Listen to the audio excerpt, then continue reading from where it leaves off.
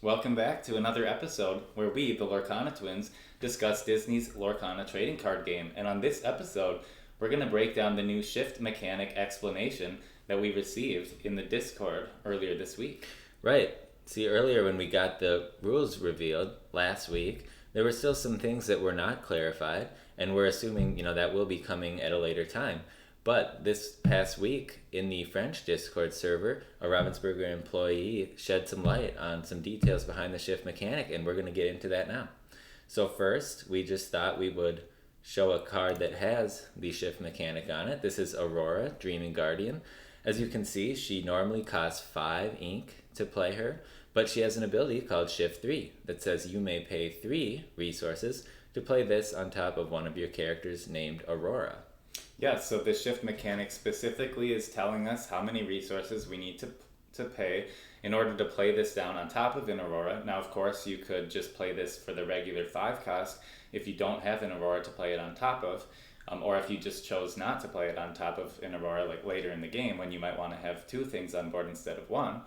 But, it just gives you the flexibility to kind of make your own decisions as you're playing the game. Right, it's a way to get this on the board for a reduced cost. And so there were questions, though, regarding, how does that look? Like, what happens to the card you played this on top of? And are you able to use this character for challenges or questing or their abilities right away or not? So what we have been told will be following this.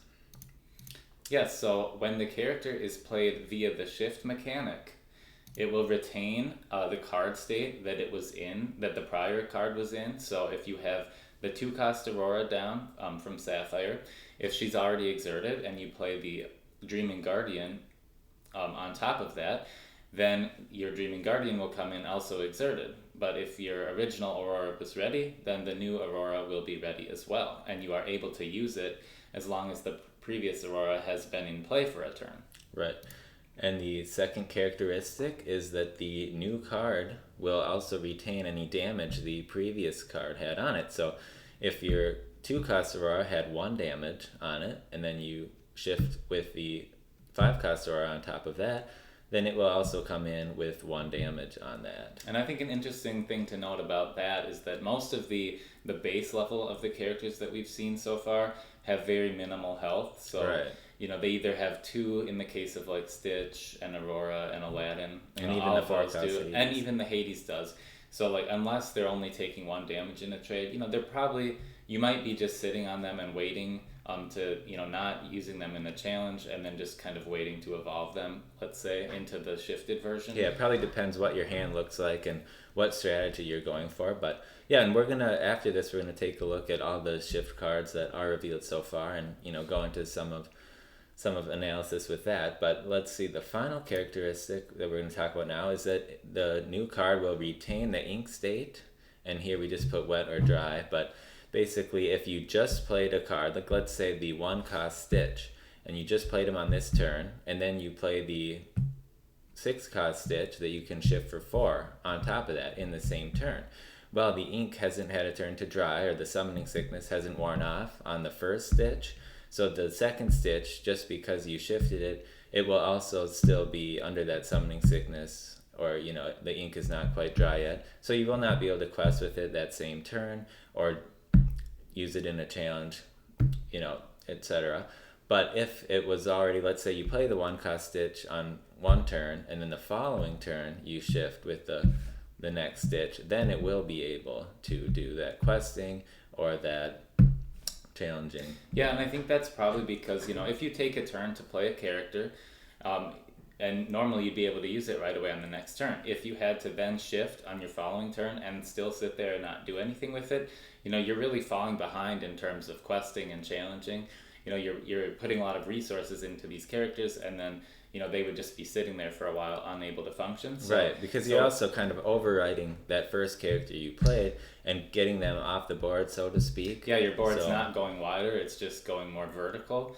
Your character is being placed directly on top, whereas your opponent might be building a wide board, and if you have only 1 character essentially to try to deal with that, that would be very slow if they couldn't, if the shift character couldn't come in on top of a ready character from the previous turn and then be able to challenge right away. So I think it's good they went with that approach. Yeah, and I'm sure they've done a lot of play testing and seen that this is the proper way to balance this. But yeah, we're going to take a look at some of the cards now that have this shift mechanic, and we will start with Aurora as we saw before. So Aurora is probably she looks like the easiest shift character to pull off so far, because if you are naturally curving out your turns, where on turn 2 you play the Aurora Regal Princess, for 2 cost, she's already going to be, she's not going to be able to quest or challenge on the turn you play her. So unless they have a removal spell or a damage spell in the hand that can take her down, then by the time your third turn comes around,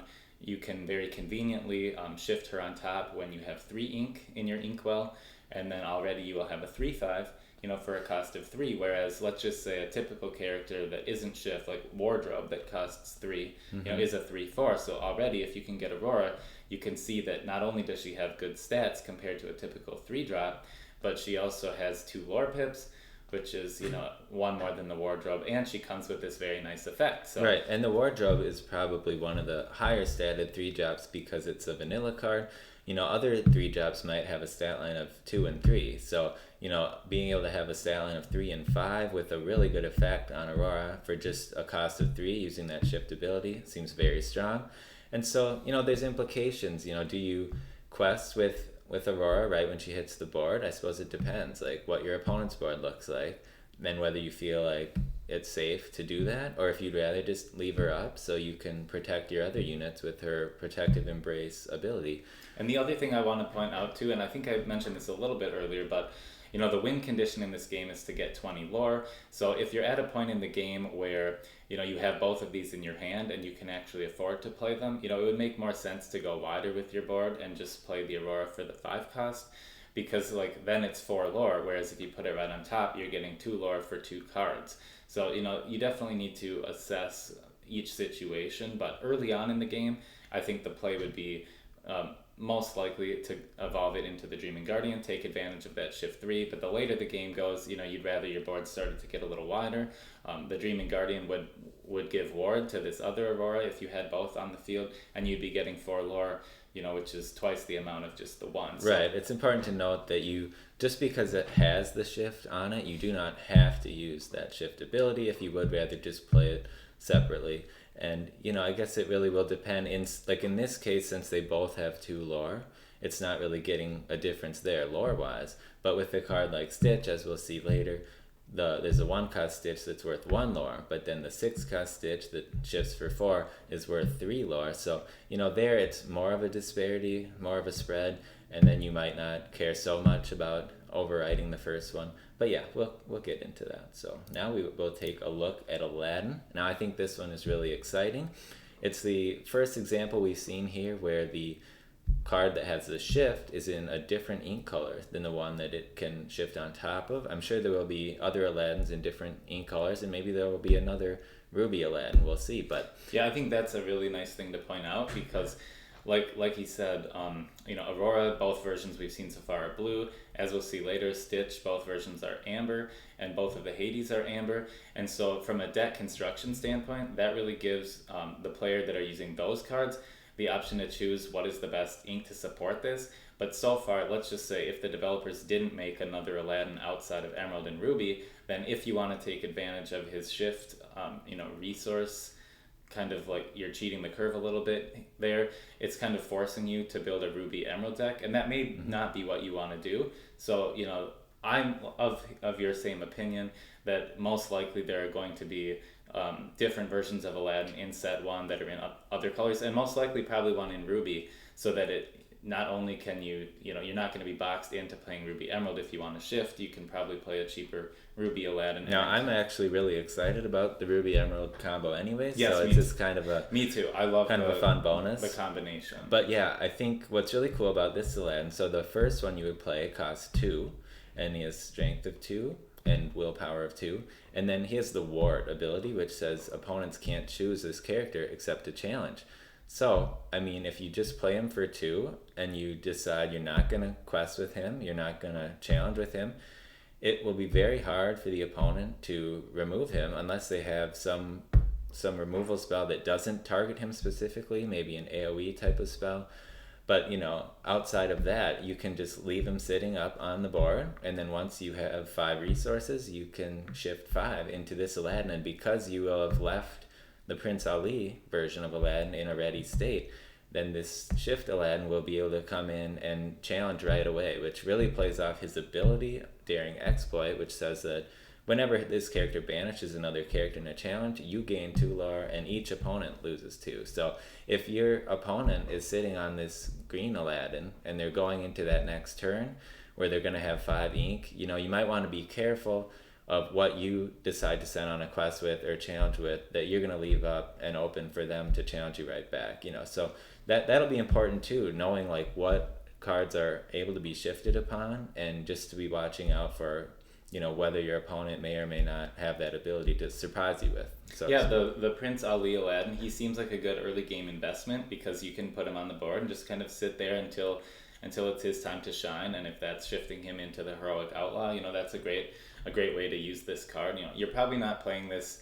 You don't want to be like trading your Prince Ali into a 1-cost Stitch that's like 2/2 or a 1-cost Flounder. Most likely you don't want to do that, because this Aladdin is giving you earlier access to your Heroic Outlaw, and if you fall a little bit behind earlier, the effect on the Heroic Outlaw Aladdin can help you kind of take the lore back that they've gained and kind of swing it back in your favor. So, right, because so far the only card that we've seen that can interact with your opponent's lore is this Heroic Outlaw Aladdin, and I think just the ability to keep your first Aladdin safe and then shift right into this one, it can be very strong in this game. And so yeah, I'm very excited about that combo and excited to try that out. Yep. And now we will go on to Stitch. So Stitch, this is a 1-cost new dog version on the left, which has the 2/2 stat line, so just very vanilla. But early game he can trade out with a lot of things, so if you need to use him that way, that's very nice. And then the Rockstar Stitch, though, this one, if you shift, you can shift for 4, so you can get him relatively early in the game. And compared to the Aurora, who has the same lore amount on both versions that we've seen so far, the Floodborn Stitch has 3 lore, so that's a significant improvement of 2 lore over the new dog version. And then his effect, whenever you play a character with 2 costs or less, you can exert them to draw a card. That's very nice, because if your deck is full of the Stitches, the 1-cost Stitch, after you have this other Stitch out, you can use the Stitches in your deck to draw more cards, and you'll probably build other 2-cost and 1-cost characters into your deck to really take the most advantage of that effect. And we have seen from one of the products that was revealed that there is a Surfer Stitch, so we're not sure if that will cost 2 or less as well, but it very well might, and then that could synergize with this deck and provide you another target that you can shift this 6-cost Stitch upon. Yeah, and that Stitch will probably be in a different ink. It might be in Sapphire possibly. It's hard to tell exactly from the art, but there's a lot of blue water on that card, so it could be Sapphire. And again, that's like a way where the developers could sort of steer you towards potential deck color, ink combinations. But certainly, because we already know there's an Amber Stitch, it kind of frees you up to explore other options if you just want that to be your only base level Stitch. Yeah, and I think with a character that's as popular as Stitch and other characters as well, like going forward with every new set, there's a chance that there will be new versions included, and that'll just widen your deck building options around this character. And yeah, I think if you are able to shift this one out for 4, 3 lore for 4 that's a lot of lore for that cost. So that's very strong, and I'm sure this will definitely be seeing a lot of play. Absolutely. And lastly, we have Hades. So if you take a look here, the one on the left, it costs 4 to play, and it has lower stat line for the cost with 3 strength and 2 willpower. But this one has a really cool ability, Well of Souls, which says when you play this character, you can return a card from your discard to your hand, and that's a character card. So if you've, let's say, lost one of your characters to a challenge or whatever early in the game, you can add it back to your hand, and whether you want to play it back on the board or use it as ink, it just helps you stay a card ahead in a way. And then the nice part is you can then use this one to shift into this next one that costs 8, but gets a reduced cost of 6 when you use this shift ability. And this Hades is the one featured in the gift set, and with the stat line of 6-7 is one of the biggest stat lines we've seen revealed so far. And he does have a very strong, potentially, game can really accelerate ability, your lore gain. Yep. But yeah, I think just the ability to go from this 4 cost and get a reduced cost on the 8 cost Hades, because a cost of 8 is a big hefty price. It'll take a lot of turns to get that amount of ink down, even if you are able to cheat the curve a bit. It's still susceptible to removal, so to be able to get it out for less of an investment, I guess, is very nice with this card. Yeah, and what I love about the King of Olympus Hades is it gives everyone this easy deck building concept of a villain deck where the more villains you have in play, the stronger his lore gain is going to be. So another question I have, I'm hoping the developers maybe touch on this tomorrow on when they do the Q&A session, but is there a cap to how many characters you can have in play, because that will determine what is the maximum output of this Hades. If there's no cap on the number of characters you can have in play, then there really is no end to the amount of lore he could accumulate. Right. If there was, let's say, a cap. But if there's a cap of 5 characters in play at a time,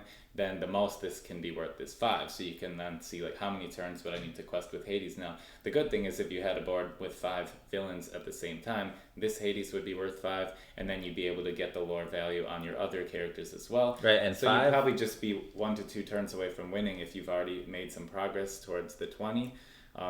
But yeah, 5 lore would be, the biggest amount of lore that any card would be worth that we've seen so far. Brave Little Tailor Mickey is at 4 currently, so I am curious if there is a limit to the size of the board. And the other thing I really like here too is I think these cards synergize very well together, because if you already have the King of Olympus out and you have another Hades Lord of the Underworld in your hand, at that point you have at least 6 ink in your inkwell, so you could play the Hades for 4. Get a 2 cost or less villain that's already been sent to your discard, slap that down on the board, and then already your Hades King of Olympus is worth at least 3 if those are the only characters you have on board. Likely you might have a little bit more on board. So I think if you can build a deck that really supports just ramping up this Hades King of Olympus and trying to win in a couple of turns with a board full of villains, that would be great. And here again they put both of these Hades in amber, so this just opens up the flexibility that once we see the whole set, we see which inks have the best villains, and you could pair with have whatever, more options than right. You're not shoehorned into to pick a second ink color. But what I also think is cool with this Hades, taking a look at the one on the left, his stats are not great for combat, and he's only worth 1 lore, so it seems like a strategy with this might be just not to use him to quests and not to use him for combat unless you absolutely had to, but just to leave him in the ready state, so when you do play the 6 cost Hades via shift, then he's ready to quest immediately, and it doesn't hold him back then and make him go through that summoning sickness. And if you already have a wide board, then he can come in and collect a bunch of lore right away, and then that just would reduce the feels bad if they all of a sudden just Dragonfire you before you're able to send him on a quest. So yeah. I think with the way that the Hades on the left is set up, that's probably a good option. And yeah, I'm excited to try it out. I don't know how good the deck will be because he's still expensive, even costing 6, but it does seem like there's a lot of potential there, and he's such a cool character. So. Yeah, and this is why it's important from a strategy element too. Once the full set is revealed, to really kind of memorize, what are all of the shift costs for the characters. So if you see they have a Hades and they're going to have 6 ink on the next turn, and they could shift into the King of Olympus, if there's a way you can get rid of the Hades Lord of the Underworld, it would probably be in your best interest to do that, because then if this is gone, now they can't play Hades King of Olympus until turn 8. Right. Or if they get another Hades Lord of the Underworld down, maybe they can get it on turn 7, but you're delaying their shift abilities. So just as an example, if you were playing Steel and you had Fire the Cannons for the low cost of 1 ink, you could play that action and deal 2 damage to the Hades Lord of the Underworld, and then that would remove him from the board and kind of shut off their potential to use the shift mechanic. So yeah, it's definitely important to keep that in mind. Because you would regret it if they had a 3/2 on board, and then But you could remove for the cost of 1, and then all don't of a remove sudden, it, and then now it's a 6/7 with right, a lot of lore. because that's a much harder character to deal with. Just important to keep that in mind when you think of all the shift characters that have been revealed so far and the ones we'll see later. Right. So now we're just going to touch on one question that we've seen some debate about in the community, and it revolves around this Lantern card, which says that you pay 1 less for the next character you play this turn. Now, there's been a question of whether or not this would apply to the shift mechanic, and while it's not confirmed for sure either way, we really feel that it does not give you a discount on the shift mechanic, because in our opinion, the shift seems like a keyword that's requiring a specific cost. So for example, Hades King of Olympus has shift 6, which says you may pay 6 to play this on top of one of your characters named Hades. Yeah, so it doesn't say you can pay 5, it doesn't say you can pay any other amount. Right, we feel like you have to specifically meet the cost of that shift 6 to get that to work. We do, however, think that of course you can use this if you're not shifting Hades. You could still use the Lantern to reduce the cost from 8 to 7. But we don't think that the game was balanced around, reducing, let's say, the shift 6 to be all of a sudden shift 5, Right, so an example that other people have pointed out too is if you play Stitch on turn 1, and he's cost 1, you can play the Lantern on turn 2, which costs 2, and then on turn 3, if you could use the Lantern to affect the shift cost, you could then play your 4 shift cost Stitch for 3 on turn 3, and that just seems like too accelerated, I guess. The shift ability, really, if you just focus on the wording, it says you may pay 6. So Lantern, while it may affect the regular cost to play something, it seems like shift is its own effect, and to get this shift 6, we literally think, you follow the card, you have to pay the 6. Irrespective of other effects. Right, you're already getting a sizable discount already, so we feel like it was probably balanced around that specific number.